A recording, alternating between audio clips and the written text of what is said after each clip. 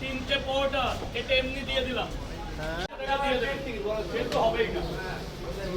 তিনটে পরোটা একটা ডিম 40 টাকা, টাকাটা এখন দেবে না পরে দেবে, তাহলে 3 নম্বর ফলোয়ারে চলে যাবে। 1 2 3 উইটা স্যার বলুন, এরপরে তো বলুন কটা? তিনটে পার্সেল। মারাত্মক মারাত্মক এক জায়গায় বিজনেস, তিনটে পরোটায় হয়ে যাবে।